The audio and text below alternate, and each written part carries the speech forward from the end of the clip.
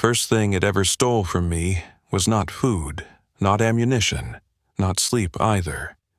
It stole the sound of winter itself. One minute, the mountain was alive with the groaning of pine trees and the hiss of snow moving down the ridges. Then everything stopped. No wind, no coyotes, no branches shifting overhead, just silence so heavy it pressed against the cabin walls like wet hands. That was when I saw it standing beside the burn barrel. Tall, too tall. Steam rolled off its shoulders into the January dark, while the fire snapped orange against fur the color of old ash. One arm hung crooked at its side. Blood dripped slowly from its elbow and froze in tiny black spots across the snow. The eyes were wrong. Not animal eyes, not fully. There was thought in them. I remember lowering the rifle halfway without realizing it. That was my first mistake. Looking back now, I can see that clearly. A smart man would have fired. A sane man would have locked the door and prayed the thing moved on before dawn. Instead, I opened the cabin door wider, because it looked tired. That sounds insane now. I know it does. But after enough years alone in the mountains, loneliness changes the shape of your judgment. You stop measuring things by what they are. You measure them by how badly you want them not to leave. It limped forward slowly through the snow. One step at a time. Deliberate. Careful. Like it understood what a rifle could do. The smell hit me before it reached the porch. Wet fur, blood, pine sap. And underneath all of it something almost human. Sweat, maybe. Fever. Hard to explain. It stopped at the bottom step and stared at me while snow drifted across its shoulders. I still remember what I said. Well, you look worse than I do. A stupid thing to say to a nightmare standing outside your home. But it tilted its head. Not confused, curious. That was the moment everything changed. I should tell you now that this story does not end well. If you are listening because you want some exciting campfire story about a monster in the woods, turn this off. I buried too many things up there to make entertainment out of it. By spring, there was blood in the thawing creek behind my cabin, human blood. There were tracks leading east into the national forest that investigators never found answers for. And there was one sound I still hear every night when my lungs wake me coughing at 3 a.m. A voice. Not mine. Not human either. 3 words spoken through broken teeth and a ruined throat. Don't let him. I hear that every night now. But back then it was just winter. Just snow and silence, and an injured thing standing outside my door like it had walked out of some ancient nightmare. I lived 30 miles north of Bitter Hollow at the time. Little mining town buried deep in the Montana ranges. Population barely cracked 200 during summer, less during winter because sane people left before the roads iced over. I stayed. Been staying in lonely places most of my life. The Army teaches you how to disappear long before the mountains finish the lesson. After Afghanistan and 2 divorces, disappearing became the only thing I was good at anymore. Cabin sat near an old firewatch trail no one used. 1 room downstairs. Loft overhead. Wood stove in the middle. No electricity except for a noisy generator I hated running after dark. Nearest neighbor lived 14 miles away and drank enough whiskey to mistake elk for mailboxes. Perfect place to keep secrets. Perfect place for something impossible to survive a winter. The thing climbed my porch steps slowly. Its claws clicked softly against the frozen wood. I noticed then that 1 foot was caught in rusted trap wire. Deep. The metal had buried itself halfway into the flesh. Someone had tried to catch it, or kill it. Its chest moved fast from pain and exhaustion. Thick white breath drifted upward into the lantern light. Then it looked past me into the warmth of the cabin. Not aggressive, not hungry, desperate. There are moments in your life where every bad decision arrives disguised as mercy. That was one of mine. I lowered the rifle completely. "Easy now," I said softly. "Easy." The thing watched my mouth while I spoke. I grabbed the old horse blanket from beside the door and tossed it toward the porch. It flinched hard at the movement. A growl rolled up from its chest so deep I felt it through the floorboards. Not loud, worse than loud. Controlled. Like an engine barely holding itself together. Then the growl stopped. It lowered itself slowly onto the porch boards and stared at me again. Snow collected on its shoulders while blood spread beneath its leg. I should have left it there. Instead, I spent the next hour cutting trap wire out of a dogman's ankle beside my wood stove, while a loaded revolver sat trembling in my lap. Its hands were what unsettled me most. Not paws, hands. Long fingers tipped with black claws that flexed whenever pain hit. There were scars along its arms too. Old scars. White against gray skin beneath the fur. Scars meant history. History meant others. That thought kept crawling into my head while I worked. If one existed, maybe more did too. Maybe something had been moving through those mountains long before I built that cabin. The storm worsened outside. Wind rattled the windows hard enough to shake frost loose from the corners. The creature never attacked me. Not once. It just watched. Sometimes its ears twitched toward the forest outside. Every single time that happened, the hairs on my neck stood up too, because something out there answered, far off beyond the trees. A howl, not wolf, not coyote, too deep. The creature beside my stove went completely still every time it heard it. Looking back, I understand now, but back then I convinced myself it was fear. I told myself the wounded one had been chased away from a pack. I told myself a lot of things that winter. That was how it began. Not with violence, not with terror, with pity. 3 nights later, I gave them names. That was my second mistake. The sound that finally convinced me there were 2 of them came 4 nights later, during a blizzard so violent it buried the truck up to the windshield and snapped 3 dead pines somewhere along the western ridge, while I sat awake beside the stove, pretending I was still the kind of man who could sleep through danger without hearing ghosts breathing outside the walls. The wounded one had spent most of those first days hidden beneath the loft stairs, where the shadows stayed thickest, and the heat from the stove barely reached. And no matter how many strips of venison or boiled potatoes I slid across the floorboards, it refused to eat while I watched directly, which should have told me right then that it understood vulnerability in a deeply human way, because animals do not care about dignity when starvation sets in. But this thing always waited until I turned my back or pretended to sleep before touching the food. That bothered me more than the claws ever did. It healed too quickly, too. By the 3rd morning, the infected swelling around its ankle had already faded down to a dark, bruised ring beneath the fur. And when I changed the bandages using strips torn from one of my old military undershirts, I noticed the flesh had closed almost completely around wounds that should have taken weeks to recover from in that kind of cold. The creature watched me the entire time with those pale gold eyes reflecting firelight like coins beneath river water.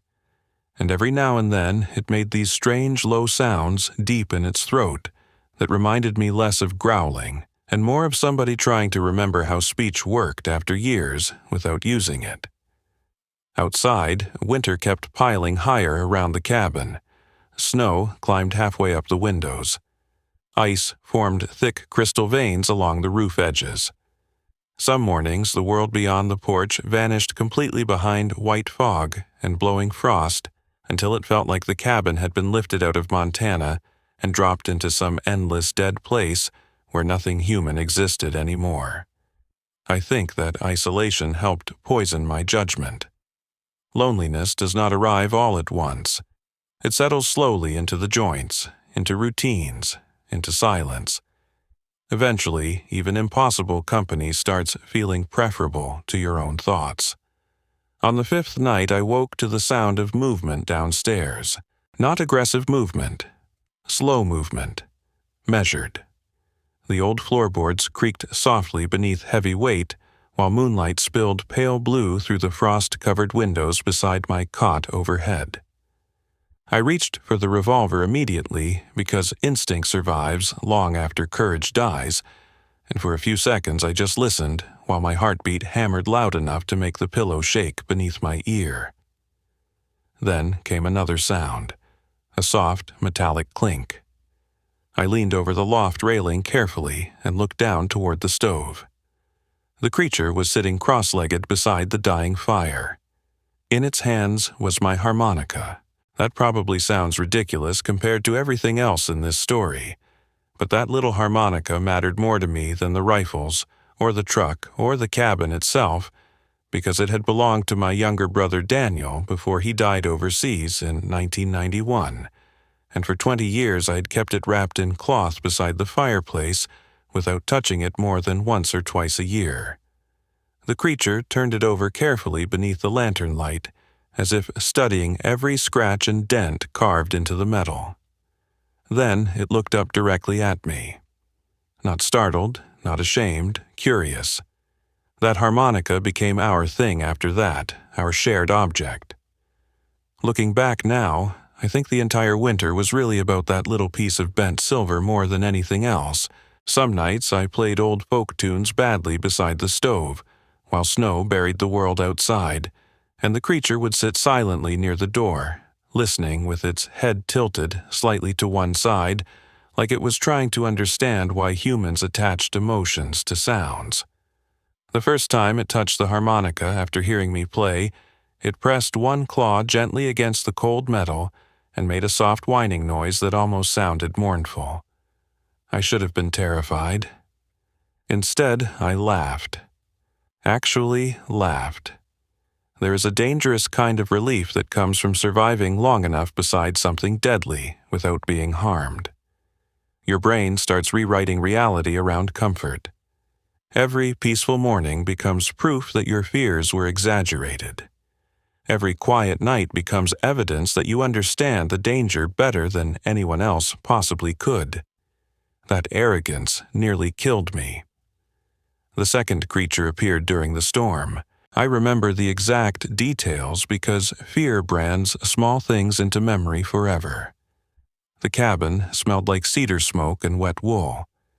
My left knee ached from an old mortar injury because cold weather always woke that pain first. The lantern hanging above the kitchen counter flickered every few minutes whenever wind hit the generator line outside. And somewhere beyond the trees, something circled the cabin. The wounded one heard it before I did. Its ears lifted sharply while it stood near the window facing north. Every muscle along its back tightened beneath the gray fur. Then came that same deep, distant howl from the forest, except this time it sounded closer. Much closer.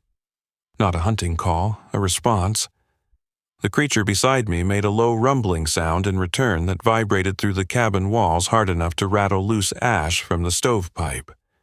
I grabbed the rifle instantly, not because I thought the wounded one would attack, because I suddenly realized it had never truly been alone. Snow blasted sideways outside while I moved toward the window. Visibility could not have been more than 20 feet beyond the porch. Pine branches bent violently beneath the wind. Shadows moved strangely between the trees. Then I saw eyes. Higher off the ground than any wolf should stand. Two pale reflections staring directly toward the cabin from the blizzard. The wounded creature stepped between me and the window so fast the movement barely registered. 1 second it stood near the stove. The next, it blocked the entire doorway with shoulders hunched and teeth exposed in a silent snarl that showed more intelligence than rage. Protective. Not of itself. Of me. That realization unsettled me worse than fear would have. The thing outside moved slowly closer through the storm, until its shape finally emerged beneath the moonlight and blowing snow. And even now, after everything that happened, I still struggle to describe the size of it honestly, because people hear these stories and imagine movie monsters instead of flesh and breath and exhaustion. It stood nearly a foot taller than the first one. Dark fur, almost black beneath the snow. Broader shoulders, longer arms, one ear torn halfway off into jagged scar tissue. And unlike the wounded one, this creature looked at me with immediate hatred, not animal aggression. Something older. Recognition, almost. The wounded one let out another deep warning growl while stepping forward onto the porch, and for several seconds both creatures simply stared at each other through the storm, while snow whipped around them in white spirals beneath the lantern glow. Then the larger one lowered its head slightly. Submission. Not complete. Reluctant, but enough. The wounded creature relaxed first and stepped aside from the cabin doorway. The larger one entered slowly. Every instinct in my body screamed at me to shoot both of them before the situation became irreversible, but I stood frozen beside the table clutching the rifle, while two impossible creatures tracked snow and mud across my cabin floor like exhausted travelers seeking shelter from the cold. That was the night I named them. The wounded gray one became Abel because of the softness in its eyes and the strange sadness it carried even while healing. The darker one became Cain because the moment I saw him, I understood instinctively that violence followed wherever he went. Biblical names felt appropriate somehow. Ancient names for ancient things. Cain hated me immediately. Abel watched me like he wanted to understand me. And somewhere far out beyond the mountains, deeper in the forest where no roads reached and no maps mattered, other voices answered their howls in the dark. The first truly peaceful morning arrived sometime near the end of January, after 3 straight weeks of storms had buried the mountains beneath the snow so deep that even the elk stopped moving through the valleys. And I remember standing outside with an axe balanced across my shoulder, while pale sunlight spilled through the trees in long golden beams that turned the frozen world almost beautiful enough to forget the danger living inside my cabin. Almost. The air smelled sharp and clean that morning. Pine resin, smoke, fresh powder. Somewhere far downhill, a creek cracked softly beneath thick ice, while ravens circled overhead, searching for carcasses left behind by the winter. And beside the porch sat Abel, holding my harmonica in both hands, while studying it with the same strange concentration he gave everything human. Cain watched from the tree line. Always the tree line. That became his habit over the following weeks. Abel stayed close to the cabin more often, with the quiet patience of a curious stray dog learning trust one careful step at a time, while Cain wandered constantly through the forest, as though the walls and routines offended him on some instinctive level. Sometimes he disappeared for entire nights, sometimes longer. Every single time he returned, there was blood somewhere on him, not his own. I told myself it belonged to deer or elk or mountain lions because accepting any other possibility would have forced me to end things before they became impossible to control.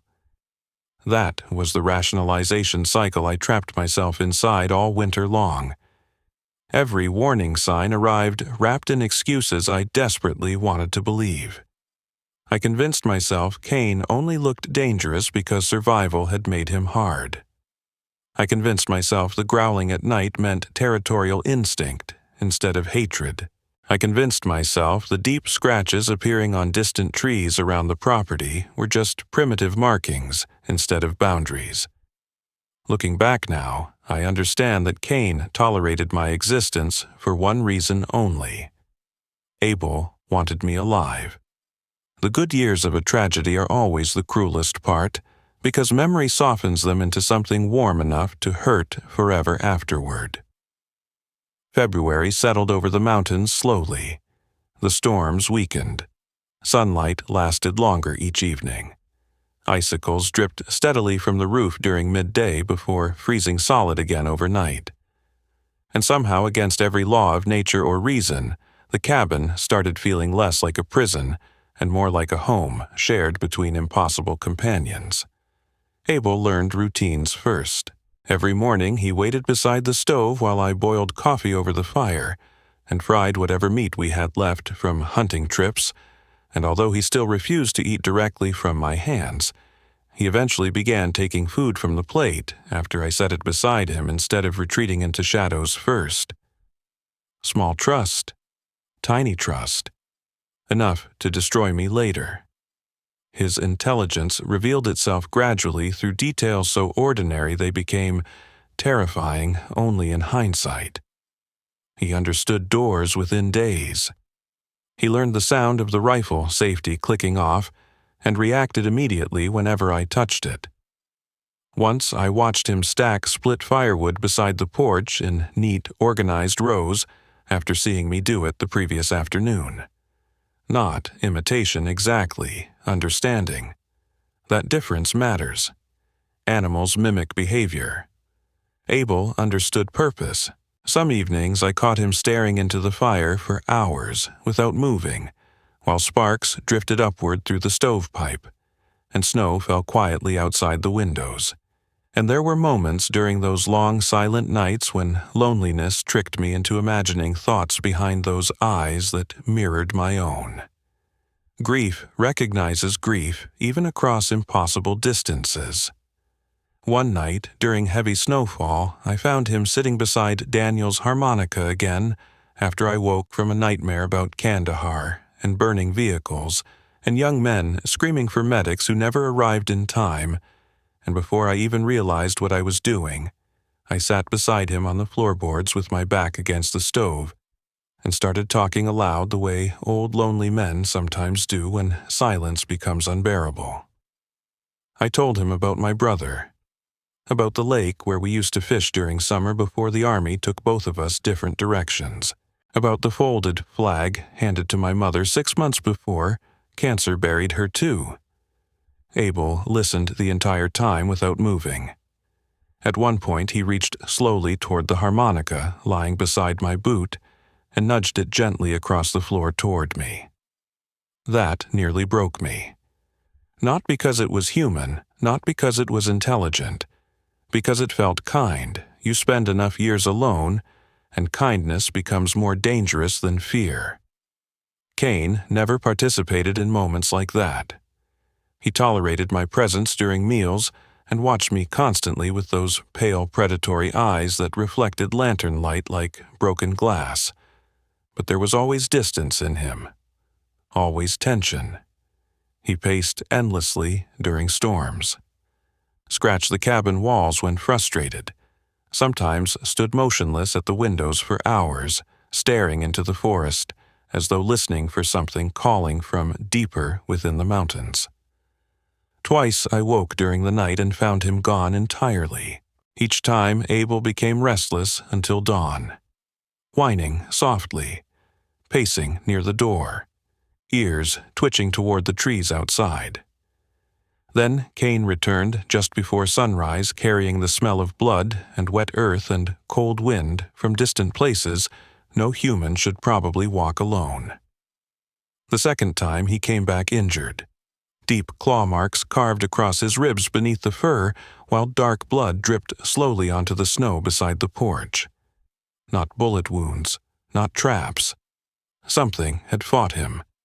That realization settled into my stomach like ice, because until then I had allowed myself to believe these creatures were unique, isolated, some strange accident hidden in the wilderness beyond human understanding. But scars meant history, injuries meant conflict, and conflict meant others. I remember cleaning Cain's wounds beside the fire while he growled low in his throat every time I touched the torn flesh near his ribs, and despite the obvious pain, he never once snapped at me directly. Instead, he stared over my shoulder toward the dark windows with complete fixation, as though expecting something to emerge from the storm at any second. Then I noticed the tracks. Huge tracks circling the cabin outside the north window. Not Kane's. Too narrow. Too many. At least 3 separate sets leading through the snow before disappearing back into the trees. I did not sleep at all that night. The next morning, Abel found the harmonica where I had left it near the stove and carried it carefully onto the porch before sitting beneath the pale winter sunlight, turning the metal slowly in his claws, while distant howls echoed somewhere beyond the ridges. That image still haunts me more than the violence later did, because for one brief, impossible stretch of winter, there was peace. Real peace. The kind lonely men spend entire lives searching for in alcohol or religion, or old photographs buried in drawers they never open anymore. We developed habits together during those weeks, tiny domestic rituals that sound absurd now when spoken aloud, but felt completely natural at the time because isolation reshapes normality, one quiet day after another. Every evening, Abel waited beside the woodpile while I split logs. Every morning, Kane circled the property perimeter before dawn, then returned smelling like snow and pine sap and distant rivers. And every third night after supper, I played Daniel's harmonica beside the stove, while Abel listened from the floorboards with his eyes half closed, like somebody remembering a song they heard long ago. That harmonica became proof of trust between us. The first appearance had been curiosity. The second became connection. I did not yet understand what the third would cost. Somewhere around mid-February, the cabin stopped feeling temporary. That was my greatest mistake of all, because once human beings begin imagining permanence, they start ignoring danger in order to protect the future they desperately want to keep. I stopped carrying the rifle indoors after supper. Stopped locking the supply shed. Stopped questioning why distant howls answered Kane whenever he disappeared into the forest at night. And one quiet evening, while snow melted slowly from the roof under warm sunset light, I caught Abel standing upright beside the kitchen table, staring at an old family photograph of Daniel and me taken before the war.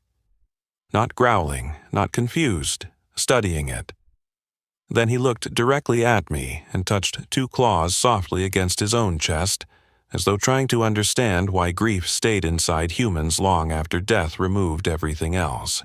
The first dead thing they brought me arrived during the final week of February, after 2 straight days of freezing rain had coated the entire mountain in clear ice that cracked beneath every footstep like shattered glass.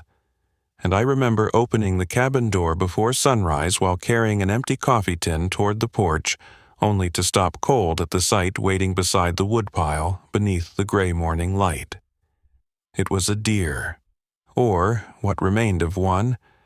The body had been laid carefully across the snow with the precision of an offering, instead of the chaotic mess left behind by wolves or bears, and although the rib cage had already been opened and stripped clean in places, the animal itself looked almost respectfully arranged, as though whoever killed it understood the ritual of leaving gifts.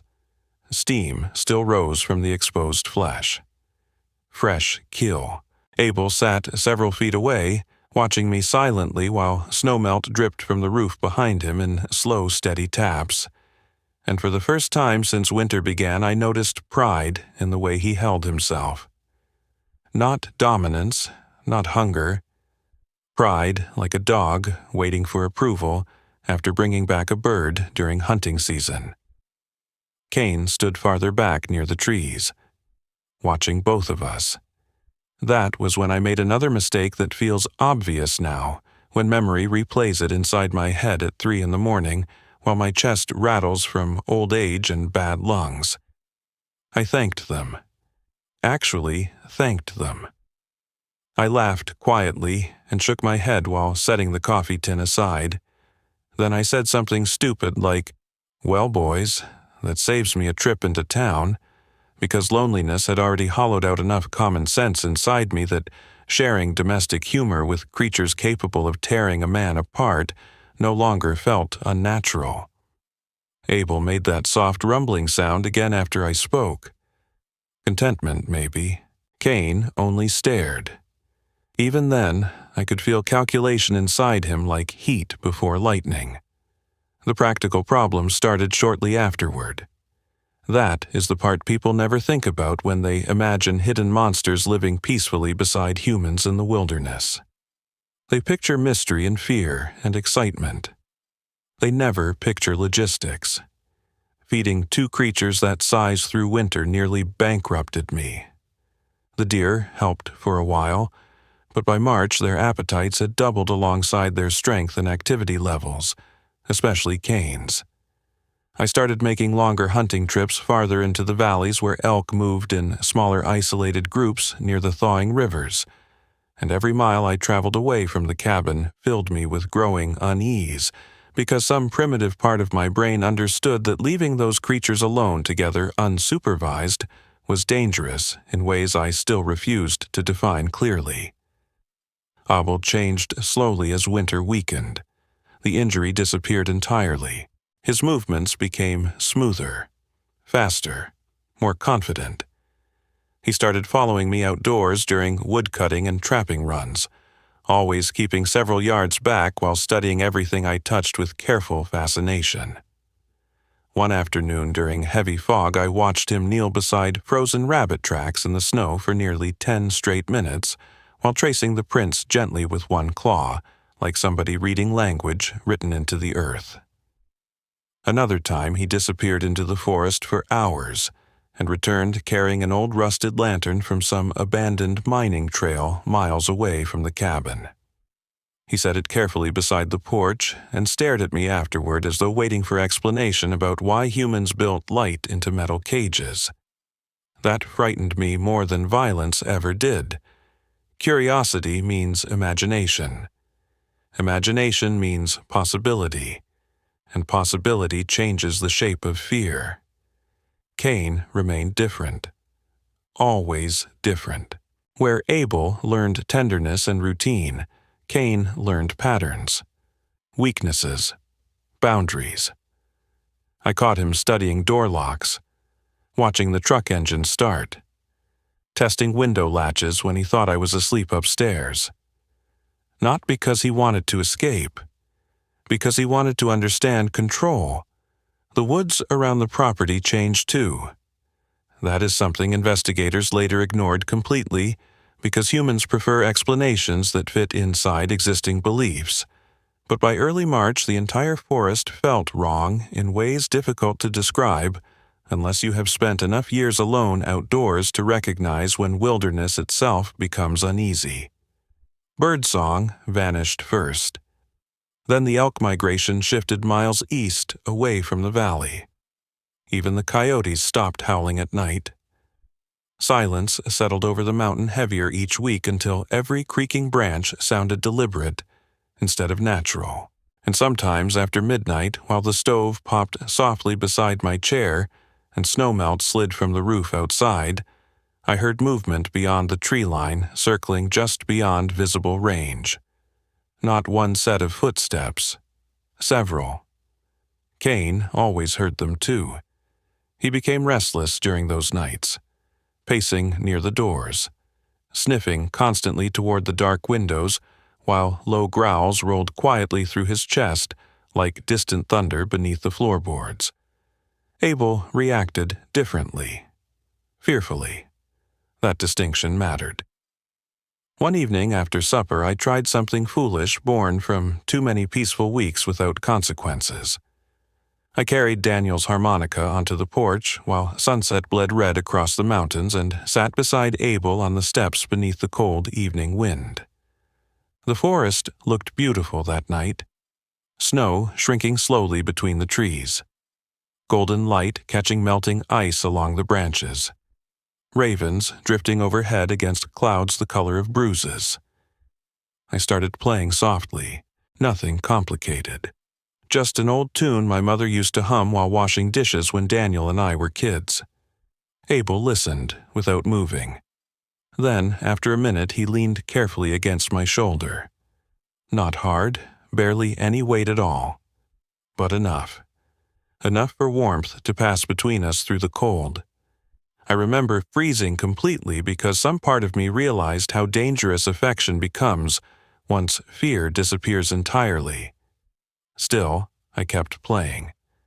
And somewhere behind us, near the trees, Kane watched in absolute silence. That was the exact midpoint of everything. I understand that now. The harmonica appearing there beside us on the porch while sunset burned across the thawing mountains. The moment trust outweighed caution completely. From that point onward, tragedy became inevitable. The humor came a few nights later, during one of the last proper snowstorms of the season, while rain hammered against the roof hard enough to drown conversation. And I remember sitting beside the stove, trying unsuccessfully to explain battery-powered lanterns to Abel, after he dismantled one across the floorboards with almost surgical precision, just to understand how the light worked. "You know," I muttered, while picking batteries off the floor, "if anybody ever finds this cabin after I die, the internet's gonna think I lost my damn mind talking to giant wolves in the woods." Abel tilted his head slightly. Kane ignored me entirely from his spot near the door. "I don't even understand how YouTube works," I continued while laughing quietly to myself because isolation eventually makes old men narrate their lives aloud just to hear another voice in the room. And somehow, I still know there'd be some 20-year-old calling this fake from his apartment while eating microwave noodles. For the first time since winter began, Abel made a sound that almost resembled laughter. Not human laughter exactly, but close enough to freeze my blood anyway. A series of low, huffing breaths while his shoulders moved subtly and his eyes narrowed with unmistakable amusement. That should have terrified me. Instead, I laughed harder. God help me, I laughed with him.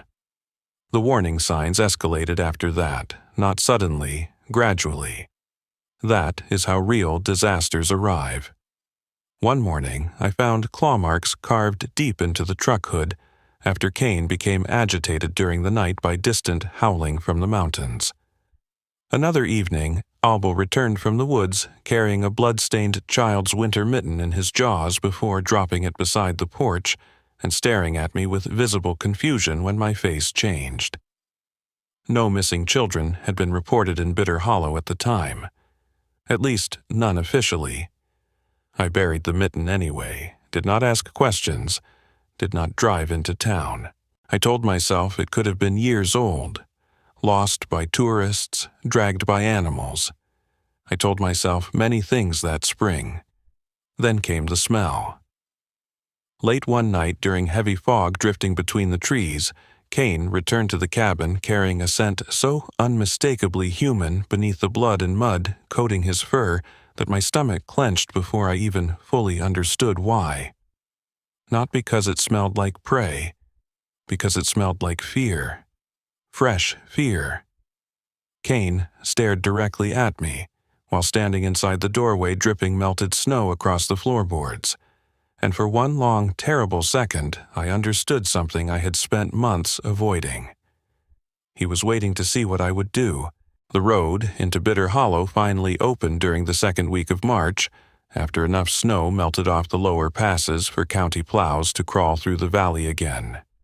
And I remember driving down from the mountain beneath gray skies that smelled like rain and thawing earth while dirty snowbanks collapsed slowly beside the tires. And every mile closer to civilization made my chest tighten with a kind of guilt I could not fully explain yet. I had not seen another human being in nearly 6 weeks. That changes a man more than people realize.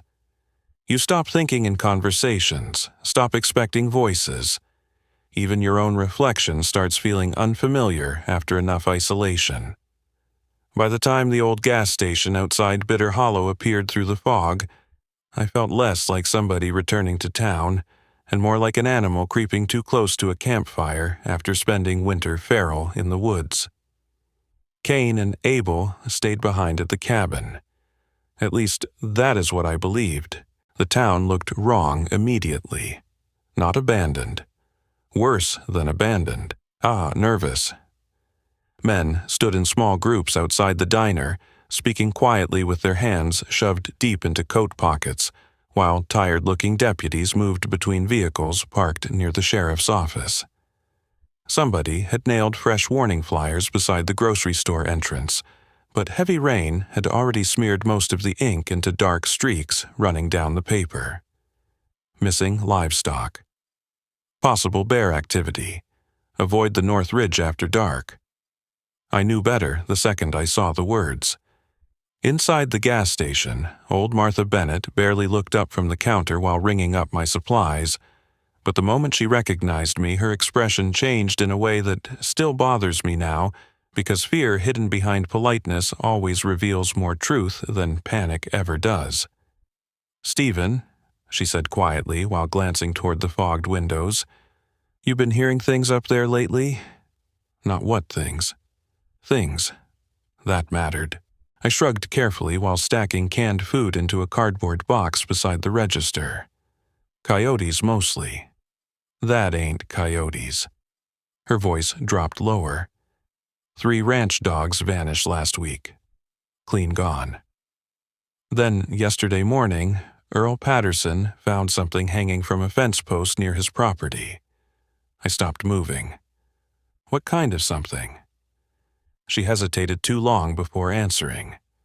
That deputy said mountain lion, meaning she did not believe it herself.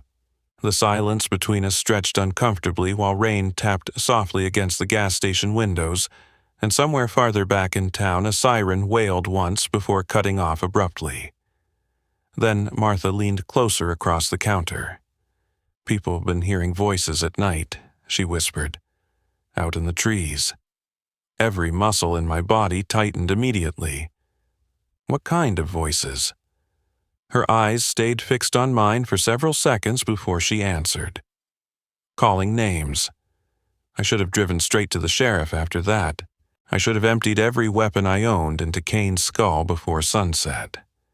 Instead, I bought extra meat and fuel and drove back toward the mountain while convincing myself the timing was coincidence, because denial becomes addictive once truth threatens the only companionship left in your life. Rain followed me all the way home. By the time I reached the cabin, the road had turned into thick black mud beneath the tires, while fog rolled heavy through the trees, thick enough to swallow entire sections of forest in shifting gray walls. The front door stood open. Not broken open. Opened carefully. My hand went for the revolver before the truck fully stopped moving. Inside, the cabin looked untouched, except for one detail that froze me instantly, where I stood dripping rainwater across the floorboards. Daniel's harmonica sat directly in the center of the kitchen table. I had left it upstairs beside my cot before driving into town. Abel emerged slowly from the shadows near the stove the moment I stepped farther inside, and although relief hit me first because he appeared unharmed, that feeling vanished almost immediately when I saw the blood smeared dark across his forearms. Fresh blood, human blood, not much, but enough. "Abel," I whispered before I even realized I had spoken aloud. He stared at me silently. Then came movement outside. Heavy footsteps circling slowly through the mud beyond the porch while rain hammered against the roof hard enough to blur sound into static. Kane. The door creaked wider. He entered carrying something in one hand. A sheriff deputy's flashlight, bent nearly in half. Mud coated his fur from shoulders to knees. Blood streaked one side of his throat where something sharp had grazed him recently, and in his eyes there was no confusion anymore, no guarded tolerance, only certainty. He dropped the flashlight at my feet, not because he did not understand what it meant, because he wanted me to understand. That moment changed everything between us. Abel moved instantly after sensing the tension rising inside the room. He stepped between Kane and me while making that same low warning rumble deep in his chest. Except this time, the sound carried urgency I had never heard before. Fear. Not for himself. For me. Cain responded with a growl so violent the lantern hanging above the table rattled softly against its chain. The cabin suddenly felt very small. I remember gripping the revolver hard enough for pain to shoot through my wrist while rainwater dripped from my coat onto the floorboards, and both creatures stared at each other across the narrow room like brothers standing on opposite sides of some ancient argument older than language itself. Then Cain looked at me. Really looked at me, and I understood something terrible in that instant. He had been testing me for months. Every dead animal, every bloody return from the woods, every warning sign placed carefully within reach. He wanted to know whether I would remain human once affection outweighed morality, and I had failed every test. The realization hollowed me out completely because deep down I already knew what had happened before either creature confirmed it. Somebody from town had wandered too close to the mountain. Cain found them first. The deputy flashlight proved that much, but Abel's blood-stained arms told the rest of the story. He had tried to stop it. That was why Cain hated him. Not because Abel was weak, because Abel still carried enough gentleness to hesitate. Outside, thunder rolled across the mountains while fog pressed thick against the cabin windows until the entire world beyond the glass vanished into shifting gray nothingness. Cain stepped slowly toward me, one deliberate footstep at a time. The revolver shook in my hand despite every year of military training buried inside muscle memory, because no battlefield prepares you for pointing a weapon at something you allowed yourself to love. Then Abel did something that still invades my dreams almost every night. He reached toward the table, picked up Daniel's harmonica carefully in one clawed hand, and held it out toward me. An offering, a reminder, maybe even a plea. I think now he understood more than I ever gave him credit for. I think he knew that little object represented the last decent part of me still surviving beneath all the loneliness and denial poisoning my judgment. Cain saw the gesture too. His expression changed instantly. Not confusion. Jealousy. Pure, vicious jealousy. The attack happened so fast memory still fractures around it in pieces instead of sequence. 1 second, Cain stood motionless beside the doorway, with rain steaming off his fur. The next, he slammed into Abel hard enough to shatter the kitchen table beneath them, while the harmonica skidded, spinning across the floorboards toward the stove. The cabin exploded into violence. Growls thundered through the walls. Claws ripped deep gouges through wood. The lantern crashed sideways, spraying burning oil across the floor while both creatures tore into each other with horrifying speed inside the cramped room. I fired once. Missed completely. The gunshot deafened me instantly inside the cabin. Cain smashed Abel through the porch door, and both disappeared into the storm outside while rain and mud blasted inward through the broken frame. Then came the screaming. Not animal sounds, not wolf sounds. Something worse. Something heartbreakingly close to human agony. I stumbled onto the porch with the revolver still raised, while lightning flashed white across the mountain, and for one impossible second I saw them fighting beneath the trees beyond the cabin. Two towering shapes tearing through mud and rain while thunder shook the forest around them. Then Abel looked back toward me, and mouthed something silently through blood running from his jaws. A warning.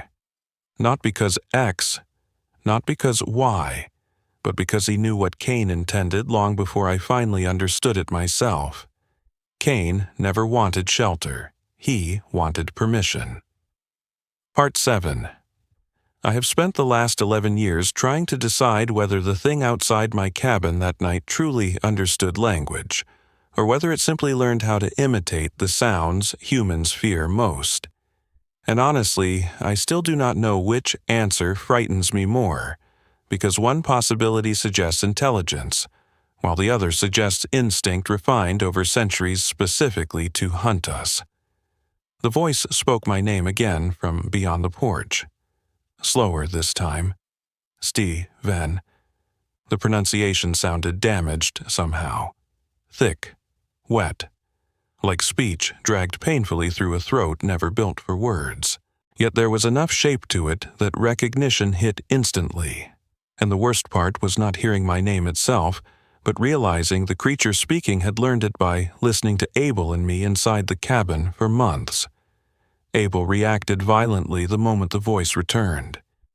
He slammed against the front door hard enough to shake the walls, while deep, panicked growls exploded from his chest in rapid bursts, unlike anything I had heard from him before. And for the first time since winter began, I saw pure animal terror overpower the strange, human-like restraint he usually carried around me. Outside, something moved slowly across the porch boards, heavy claws scraping wet wood. Then came another voice from farther back near the trees, this one female. Higher pitched, still wrong. Cold. One word, drawn out strangely. The silence afterward felt unbearable, because once your brain accepts impossible things speaking human language from the darkness outside your home, every survival instinct buried inside your body starts screaming at once. I backed slowly toward the rifle rack near the stairs while keeping my eyes fixed on the doorway. Abel noticed immediately and turned toward me with desperate urgency flashing across his face, as though he feared the movement itself might trigger whatever surrounded the cabin. Then the smell reached us. Rot. Not ordinary decay either. Wet grave dirt, blood. Old meat left too long beneath summer heat. Something brushed slowly against the outer wall beside the kitchen window. I heard claws sliding gently over wood. Testing. Counting, maybe. Abel lowered himself protectively between me and the windows, while trembling growls vibrated through the floorboards beneath his weight. Looking back now, I think he understood the rules of whatever society existed among his kind far better than I ever could.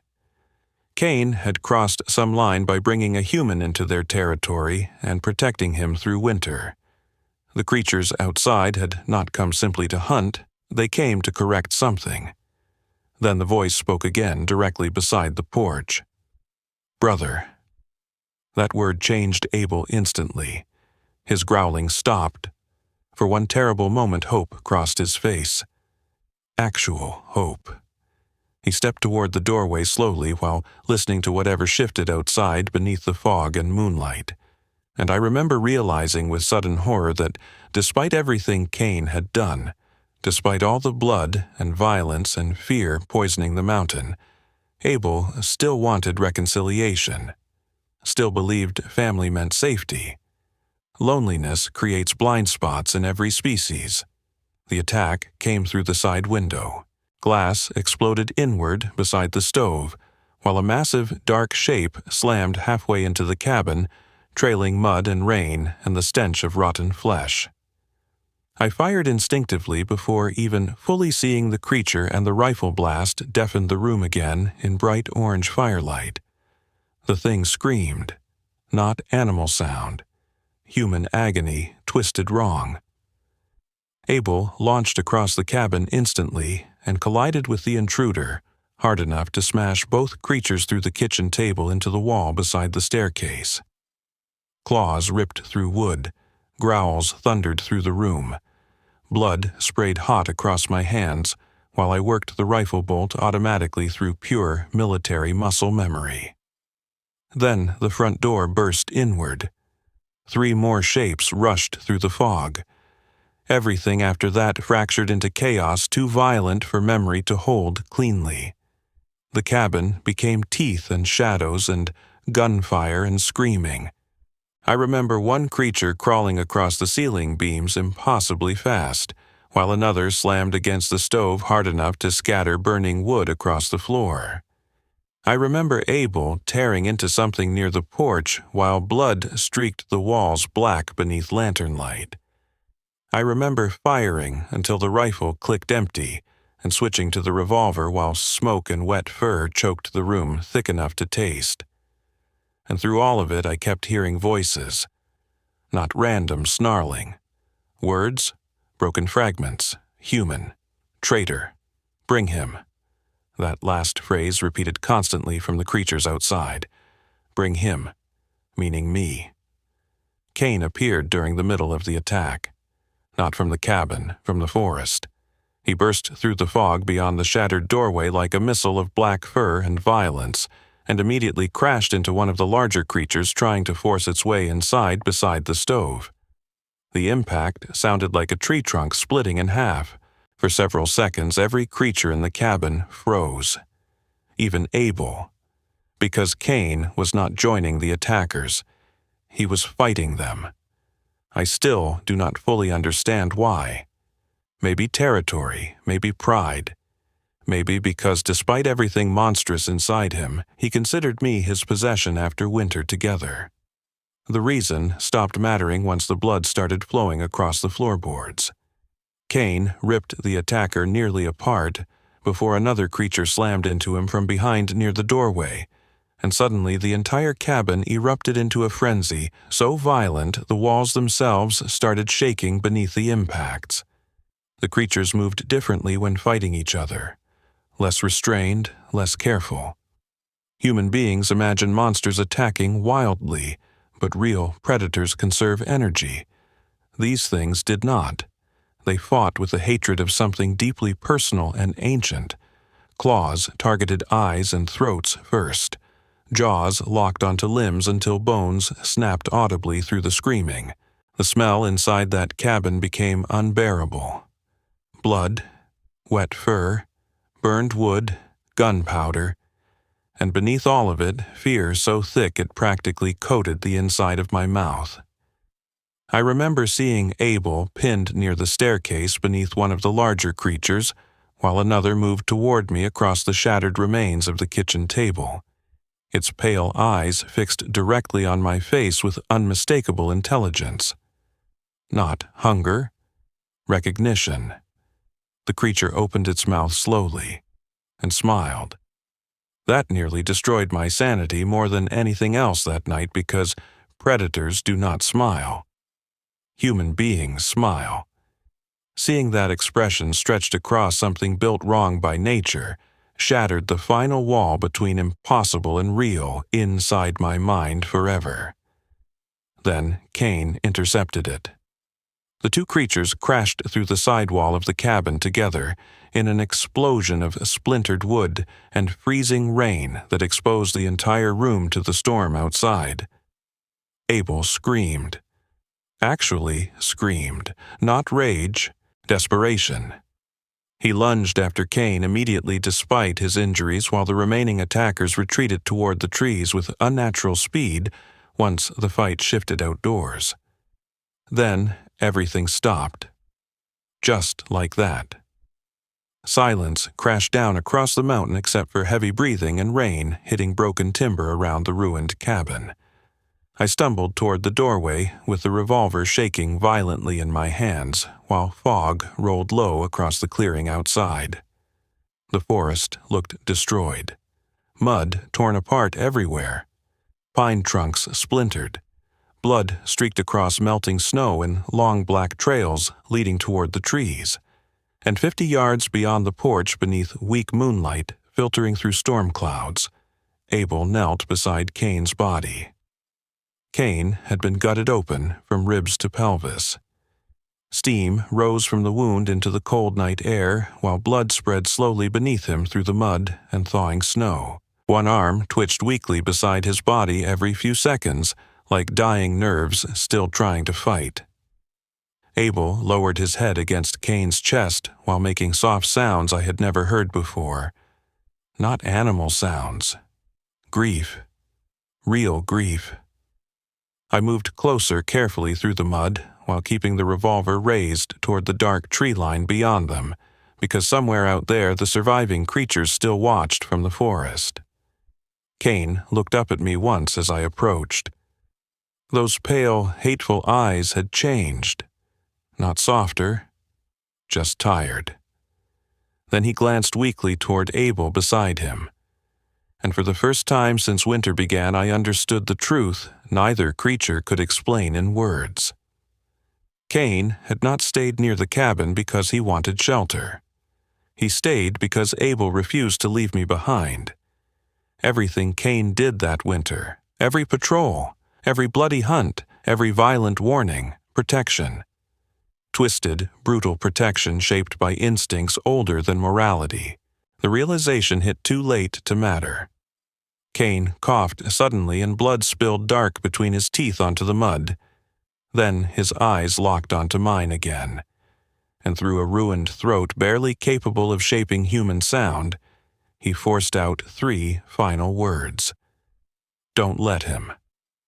Before I could even process what that meant, Abel jerked upright beside the body and stared directly toward the tree line behind me, with absolute horror flooding every inch of his face.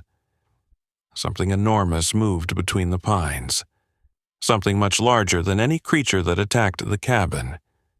And for the first time all winter, Cain looked afraid. The thing standing beyond the trees did not move like the others. That detail matters because until that moment, every creature I had seen carried traces of recognizable animal behavior beneath the horror. Fast movements, territorial pacing, instinctive aggression. Even Cain, with all his violence, still moved like flesh and muscle bound by natural rules. The shape beyond the pines moved slowly, deliberately, like something that understood fear worked better when given time to grow. Fog drifted between the trunks while weak moonlight spilled silver across the ruined clearing around my cabin, and at first I could only make out fragments through the darkness. A shoulder broader than the tree beside it, eyes reflecting pale white far higher off the ground than Cain's ever had.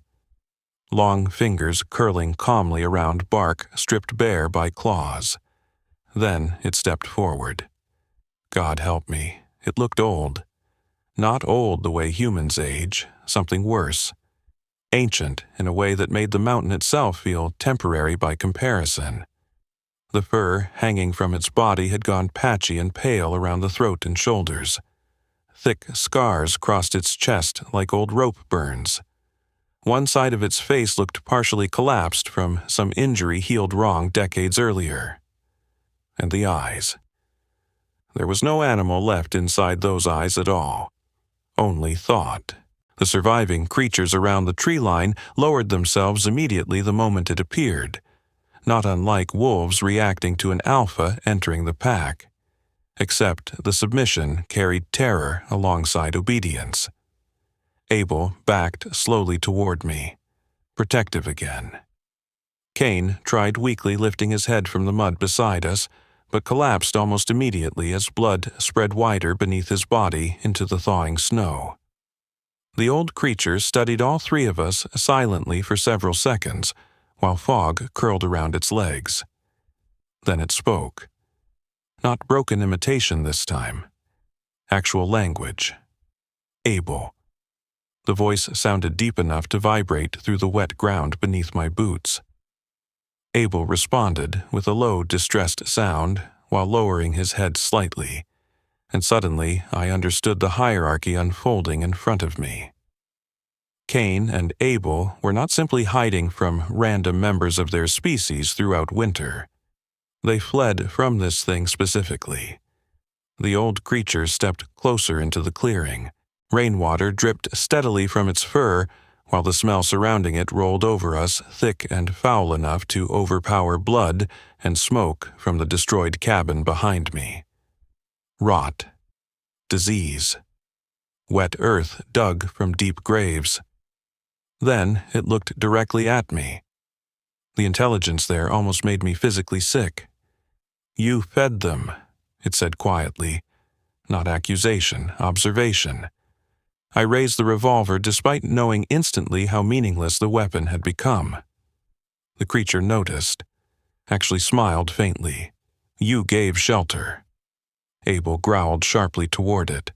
The old creature ignored him completely while continuing to study me with unsettling calm. Winter changes lonely things. That sentence nearly shattered something inside my head because no wild animal speaks in metaphors. No predator studies human sorrow long enough to understand loneliness as a concept.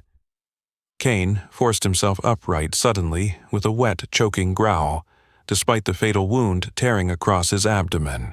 The effort clearly cost him enormous pain because blood poured freely down his legs into the mud, but still he positioned himself partially between the old creature and Abel. The old one tilted its head slightly. Disappointment crossed its face. Not rage. Still protecting weakness, it murmured. Then Abel did something I will never forget for as long as I live. He stepped in front of me, fully, shielding me with his own body despite everything already happening around us. The old creature's expression hardened instantly. "There," it said softly. "That sickness again." I understood then, not completely, not the full truth behind their species or history or whatever nightmare existed, hidden inside those mountains long before human roads reached them. But enough. Abel's compassion was abnormal. Dangerous. And Cain spent the entire winter trying simultaneously to protect him from the others, while also preventing that compassion from spreading further toward humans. That was the meaning behind every conflict between them. Cain viewed attachment as weakness. Abel viewed it as connection. And the old creature saw both as unforgivable. The surviving creatures began circling slowly through the fog around the clearing, while the old one advanced another step closer toward us. Abel's growling deepened. Cain tried standing fully again. The old creature barely glanced at him. "You failed," it said simply.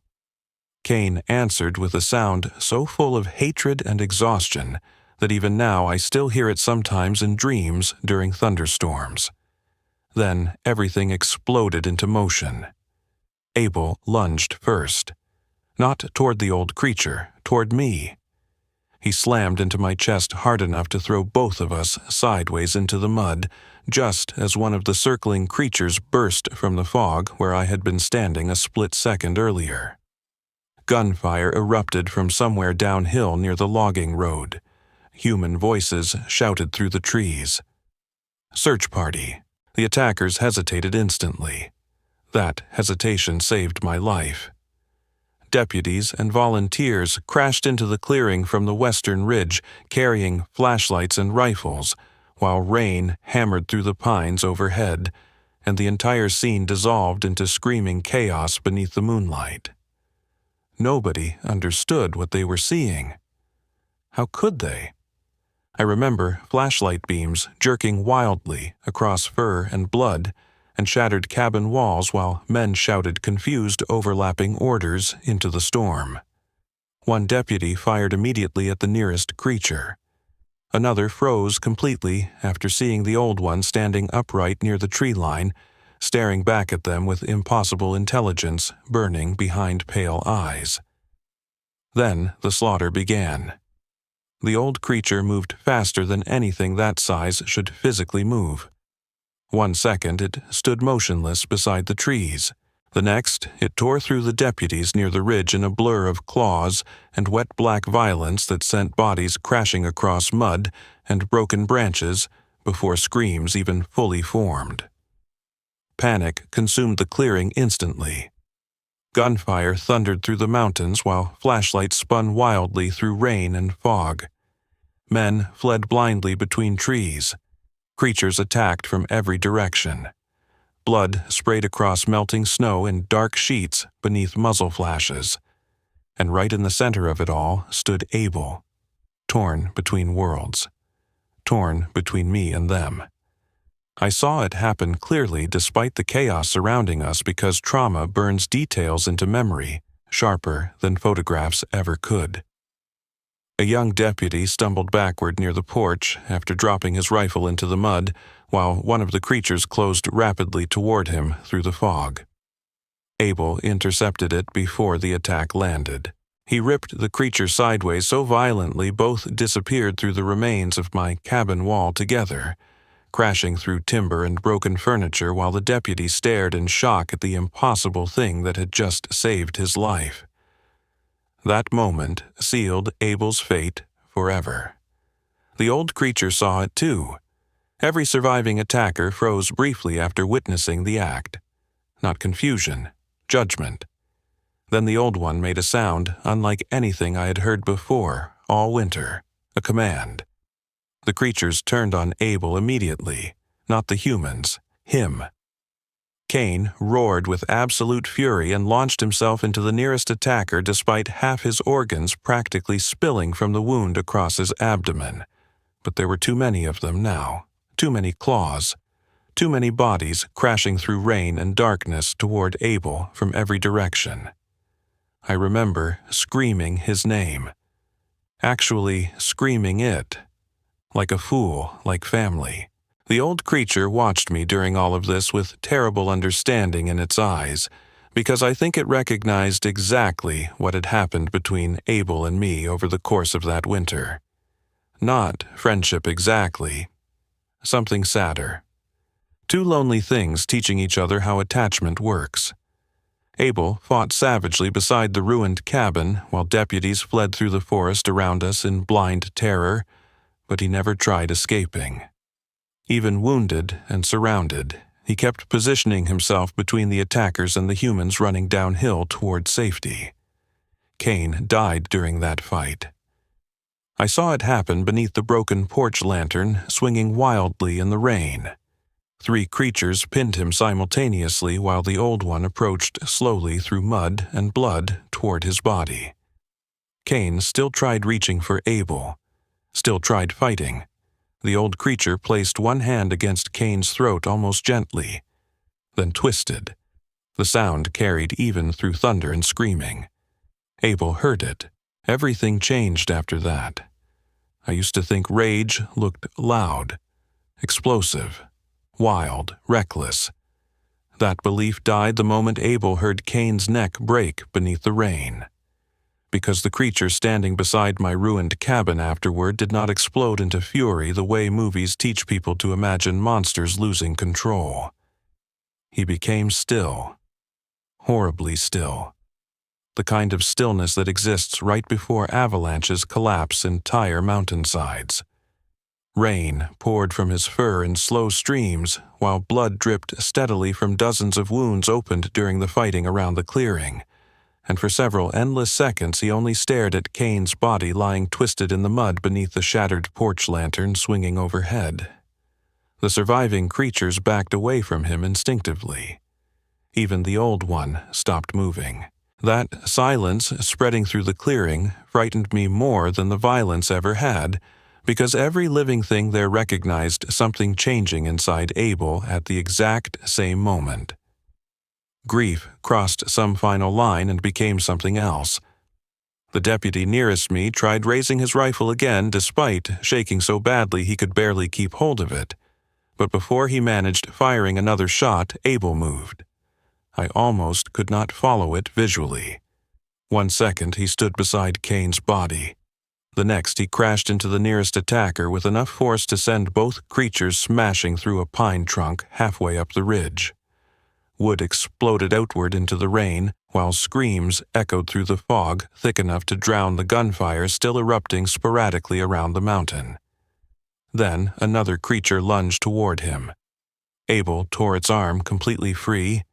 The sound of tendons ripping apart beneath the storm still wakes me sometimes. Everything afterward became slaughter. Not mindless slaughter either. Purposeful, efficient, terrifyingly controlled. Abel hunted the others through the clearing with the precision of something that knew their movements instinctively, because he had spent his entire life among them. Every dodge came before attacks landed. Every strike targeted throats or joints or eyes. He moved through the rain like violence itself had suddenly learned shape. The old creature finally reacted after the third attacker collapsed near the woodpile. It charged. And for the first time all winter I understood what true fear looked like in creatures built to inspire it. The impact between them shook the ground hard enough for mud to spray across my face where I crouched beside the porch remains. They tore through the clearing together in a frenzy of claws and wet black fur, while deputies fled downhill screaming into radios that probably sounded insane, even to dispatch operators listening miles away. The old creature outweighed Abel massively. It fought with experience, sharpened by decades. But Abel fought like something with nothing left to lose. That difference matters. Cain's body lay abandoned in the mud, while thunder rolled above the mountains, and somewhere farther downhill, vehicle sirens echoed faintly through the storm. More people were coming. More witnesses, more chaos about to crash into a situation human language could never properly explain afterward. Then the old creature slammed Abel against the remains of my cabin hard enough to collapse half the outer wall completely. Wood and ash burst outward into the rain. Abel hit the ground violently. The old creature stepped over him slowly, while blood streamed from deep wounds across its chest and throat where Abel's claws had opened strips of flesh nearly to the bone. "You were born wrong," it growled. Perfect words. Clear words. That froze every remaining deputy who still stood close enough to hear. Abel struggled upright beneath the wreckage while breathing heavily through blood coating his jaws. Then the old creature said something that still chills me worse than the attacks themselves because of how quietly it delivered the sentence. "He made you soft." Not accusation, condemnation. And suddenly I understood the real reason Cain feared me all winter. Not because humans were prey, because humans infected things. Loneliness, mercy, attachment, regret. Those emotions spread. Abel learned them beside my stove while listening to harmonica songs and stories about dead brothers and failed marriages during snowstorms. The old creature saw those feelings as corruption, severe enough to justify extermination. That realization broke something inside me because, for the first time since winter began, I finally recognized the scale of my arrogance. I had spent months imagining myself caretaker or teacher or companion, when in reality I was simply another dangerous influence reshaping something that should never have learned human sorrow. The old creature raised one massive claw toward Abel's throat, and I shot it. The revolver had only one round left. I remember that detail clearly because old military habits kept count automatically, even during panic. The bullet hit just below the creature's eye and tore through part of the jaw in an eruption of blood and bone fragments that staggered it sideways across the mud. Not enough to kill. Enough to distract. Abel lunged instantly. The two creatures crashed through the remains of the cabin wall into the burning wreckage inside, while sparks and broken timber erupted outward beneath the rain. I heard roaring, furniture splintering, something massive slamming repeatedly into support beams already weakened by earlier fighting. Then fire reached the spilled lantern oil. The cabin ignited fast. Old dry wood, fuel reserves near the generator line, curtains soaked in burning oil from the first attack. Flames raced upward through the structure almost instantly, while smoke billowed black into the storm overhead. I stumbled backward through the mud, coughing hard enough to nearly vomit while heat blasted outward against the freezing rain. Deputies shouted farther downhill. Flashlights bounced wildly between trees as reinforcements finally reached the property. And through the flames I saw Abel. He burst from the cabin carrying Daniel's harmonica clenched carefully in one blood-covered hand. That image destroyed me more than everything else combined. Not the deaths, not the monsters, not the violence, the harmonica. Because even after all the bloodshed and terror consuming the mountain around us, even while the cabin burned and Cain lay dead in the mud and armed men surrounded the clearing, Abel still remembered that small shared thing connecting us across impossible distance. The third appearance. Changed completely now. No longer curiosity, no longer connection. Memory. The old creature emerged behind him through the flames moments later, with half its face burned black and one eye ruined from the bullet wound. But despite the damage, it still moved with horrifying determination toward Abel across the clearing. Then came helicopter lights. Bright, white beams swept suddenly over the trees while the deep chopping thunder of rotors echoed across the valley overhead. State police, probably. Search and rescue, maybe. Too many witnesses now. Too much evidence impossible to contain. Every surviving creature reacted immediately. Retreat. The old one stopped advancing toward Abel and looked upward toward the approaching helicopter lights cutting through rain and smoke above the mountain. For the first time, I saw uncertainty in its face. Then Abel looked at me. Really looked at me. Blood covered nearly his entire body. One arm hung broken at the elbow. Burn marks spread across the fur along his shoulders from escaping the fire. Yet, behind all that pain, his eyes still carried the same quiet sadness I first noticed during the winter storm when he limped toward my porch bleeding from trap wire.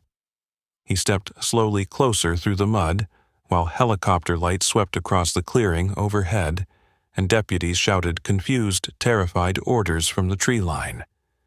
I should have raised a weapon. I should have run. Instead, I stood there crying like an exhausted old fool, while flames consumed everything behind us. Abel reached me carefully. Then he placed Daniel's harmonica into my shaking hand. Warm from his blood, bent nearly beyond repair now.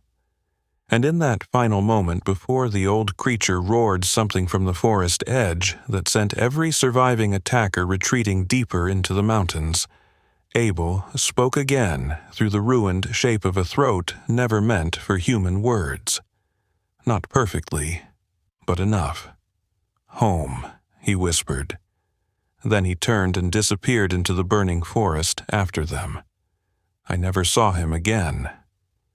By sunrise, there was almost nothing left of the cabin except smoking beams jutting upward from black mud like broken ribs exposed after some giant animal died in the night. And I remember standing there wrapped in a deputy's rain blanket while steam drifted slowly from the ruins into the pale gray morning light, and thinking how strange it felt that an entire winter capable of destroying so many lives could end in absolute silence. No birds returned with the dawn. No wind moved through the trees. The mountain looked emptied. Investigators swarmed the property for 2 days afterward, although swarmed is probably the wrong word, because that makes it sound organized, and what really happened resembled frightened people, desperately trying to force impossible evidence into explanations their minds could survive accepting. The official story became a bear attack mixed with mass panic during the search for the missing deputy. That was the version newspapers printed later. Nobody believed it fully. How could they? There were bodies torn apart in ways no bear could manage. Claw marks 12 feet high on pine trunks. Blood trails vanishing abruptly into solid stone ridges where no tracks continued afterward. One state trooper quit during the second day after claiming something watched the camp from the trees every night without ever appearing fully in the light. They questioned me for hours, then days. I lied constantly. Not well either. Old, exhausted men rarely lie convincingly, because age strips away the energy needed to maintain complicated falsehoods. But nobody asking questions truly wanted honest answers anyway. They wanted normal answers. Answers small enough to fit inside reports and newspapers and conversations with terrified families waiting in bitter hollow for reassurance. So I gave them what they needed. Mountain lions. Hallucinations caused by stress. Confusion during the storm. Every lie tasted rotten in my mouth because Cain and Abel deserved better than becoming campfire rumors, twisted by frightened human imagination after everything they sacrificed protecting a species that would never understand them, especially Abel. 3 deputies died that night. So did 6 volunteers from Bitter Hollow. Most people listening to this probably think that fact alone makes anything else irrelevant. And maybe you are right. Maybe all monsters deserve extermination, regardless of kindness shown in private moments beside firelight and winter storms. I used to believe that too. Then I remember the deputy Abel saved near the porch while the others attacked. I remember Cain spending months patrolling the property boundaries every night against creatures far worse than himself. I remember Abel listening quietly while I spoke about Daniel, because loneliness recognized itself in another living thing despite every natural law insisting it should not. Nothing about that winter fits cleanly inside morality anymore. That is the real horror. The bodies disappeared before investigators finished processing the scene. Not the human bodies. Cain, the attackers. Even the old creature's blood trails vanished overnight despite armed officers maintaining perimeter watches around the mountain. One minute, evidence existed. The next, it simply did not. The official explanation blamed scavengers. I heard one deputy privately tell another that scavengers do not drag 800-pound bodies uphill through dense forest without leaving tracks. Nobody searched very hard after that. Fear has a strange relationship with denial.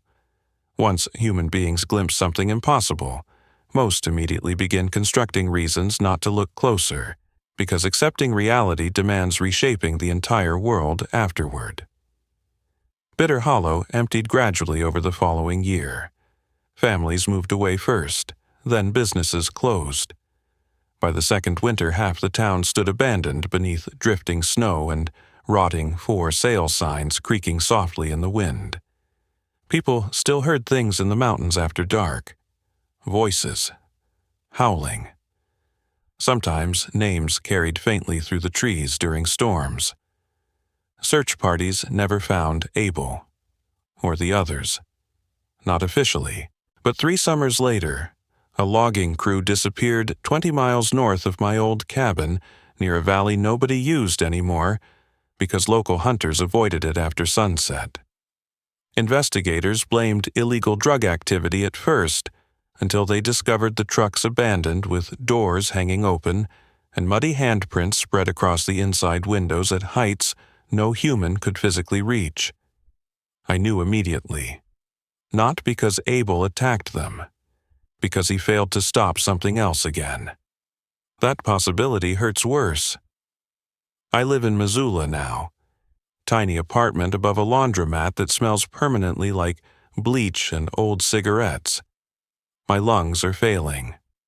Doctor says maybe another year if the coughing gets worse. Some nights I sit awake listening to traffic outside and missing the mountains despite everything buried there. That probably sounds insane after this story, but loneliness leaves scars too. Every winter when snow starts falling, I take Daniel's harmonica out from the drawer beside my bed and turn it slowly through my hands while remembering firelight reflecting in pale gold eyes across a cabin floor deep in the Montana wilderness. It never plays correctly anymore. The metal warped during the fire. One side remains stained dark from blood nobody could ever identify. I keep it anyway, because memory deserves witnesses. A reporter found me once around 4 years after the attack. Young woman from Seattle chasing stories about abandoned mining towns and local legends around Bitter Hollow. She recognized my name from archived police reports and somehow tracked down my apartment after months asking questions nobody else wanted answered. She interviewed me for 3 hours, asked about the mountain, the deputies, the disappearances afterward. I lied to her too. Then, just before leaving, she stopped at the apartment door and hesitated long enough for dread to crawl slowly into my stomach. "There's one thing I never understood," she said quietly. I remember pretending confusion. "What's that?" She swallowed hard before answering. One survivor claimed something carried him downhill after the attack. Her voice dropped lower. He said it spoke to him. Every hair on my arms lifted instantly. What did it say? The reporter stared at me strangely for several seconds before responding. He said it kept repeating one phrase while it dragged him through the forest. I already knew. Even before she spoke again. Stay awake. That sounded like Abel, protective even then. The reporter left shortly afterward without publishing the story. I checked for months afterward, expecting headlines or podcasts or internet theories built around what happened on that mountain, but nothing ever surfaced publicly beyond a few blurry forums discussing animal attacks and missing persons around Bitter Hollow. Maybe that is for the best. Some truths poison people once learned fully. I still dream about Cain sometimes, not the violence, not the killing, the quieter moments. Him standing motionless near the tree line during snowfall while watching the forest for threats none of us understood yet. Him circling the cabin every dawn before returning soaked in frost and moonlight. Him staring at me across the fire with that constant tension in his eyes because he understood from the beginning what Abel's attachment to me would eventually cost. Cain was not evil. That realization took years. He was terrified. Terrified that kindness would make Abel vulnerable to creatures stronger and older than both of them combined. Terrified that human connection weakened survival instincts necessary in whatever brutal world existed beyond those mountains. And he was right. Abel's compassion doomed him. Maybe doomed all of them eventually. The last time I visited the mountain happened 2 winters ago after doctors confirmed the cancer spreading through my lungs would not slow down anymore. I drove north alone during heavy snowfall and parked near the collapsed remains of the old logging road just before sunset, while cold wind carried pine smoke through the valley exactly the way it had that first winter night when Abel limped bleeding toward my porch. Most of the cabin foundation remained buried beneath snow and dead weeds by then. Nature had already started swallowing the evidence back into silence. Burned beams collapsed inward. Rusted nails scattered through the mud. Nothing recognizable except the old stone chimney still standing crooked against the gray sky, and beside it, tracks, fresh tracks, too large for wolves. I should have left immediately. Instead, I stood there, listening to the wind move through the trees while snow drifted softly across the clearing, and something deep inside the forest watched without approaching. No fear remained anymore, only sadness. I took Daniel's harmonica from my coat pocket one final time and placed it carefully on the chimney stone where firelight once warmed the cabin during winter storms. Then I stepped back toward the truck, while darkness spread slowly between the trees. Halfway down the trail, I heard movement behind me. Heavy footsteps stopping near the chimney. I did not turn around. Some part of grief deserves privacy. The mountain stayed silent after that. No howl, no voice, just the soft, lonely sound of wind moving through pine branches, while snow buried old scars one careful layer at a time.